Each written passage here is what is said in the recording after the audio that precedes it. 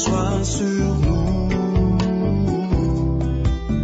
Que la crainte Jésus, on ne peut pas le rencontrer et rester le même. Que faire pour avoir la vie éternelle? Il faut donner toute sa vie à Jésus, n'est-ce pas? S'attacher plus au ciel qu'à la terre. Suivre Jésus et non une organisation religieuse, ni un homme. Porter sa croix tous les jours, pas de temps à autre. Parce que la mort est imprévisible. Si elle t'attrape le jour où tu as laissé ta croix, tu vas en enfer. je vais sur mes actes.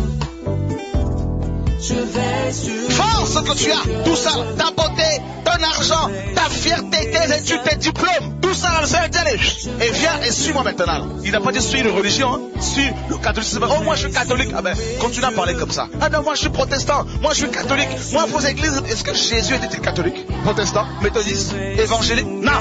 Que faire pour être sauvé? Jésus dit, suis-moi. Et je vais te dire une chose, quand tu décides de suivre Jésus, que la crainte de l'Éternel soit sur nous. quand tu décides de suivre Jésus, tu vas être lapidé, traité de tous les noms. On va te traiter d'illuminé, de sorcier, de secte, de magicien, gourou, tout ce que tu veux.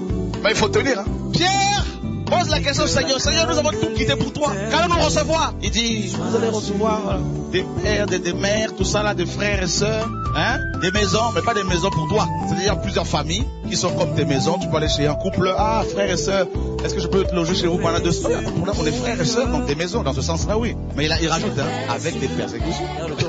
Alléluia! Cette parole est dure! Si on t'a dit que la vie chrétienne est facile, c'est faux, on t'a menti. Suivre Jésus, c'est difficile. C'est pas impossible, mais c'est difficile. Parce que le jour de ta conversion, tu vas te rendre compte que les pensées impures que tu n'as jamais connues vont commencer à t'attaquer. Tu peux te retrouver seul, sans amis. On va te taxer de tout le nom. Tes collègues ne vont plus te comprendre. Parce que tu n'es plus dans le même délire qu'eux. Suivre Jésus, c'est pas comme suivre Bouddha. Hein. Bouddha, il n'y a pas de problème, il parle pas. Donc il n'y a pas de problème, il te dit, bah, médite, tout ça, et puis c'est tout. Hein. Mais Jésus te dit, non, il y a des choses que tu dois lâcher. Et nous, on ne veut pas lâcher.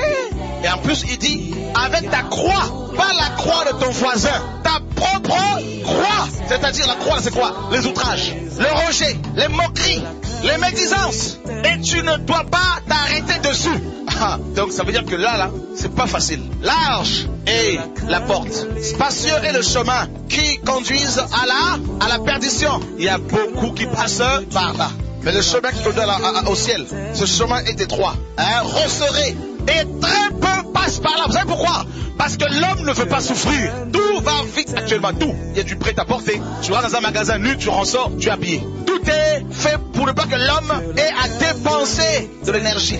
Tout va vite. Alors, les chrétiens de notre génération veulent aussi un Dieu à la McDrive. Un homme va faire la cour à une femme. Elle va refuser. Le même homme va revenir avec une Porsche. La femme va partir. Le manque de patience. Alléluia! 2 jeunes gens se rencontrent. Ils ne sont même pas mariés déjà. Ils ont déjà consommé l'impatience. Notre génération. Il n'y a chez l'Éternel ni égard pour l'apparence des hommes.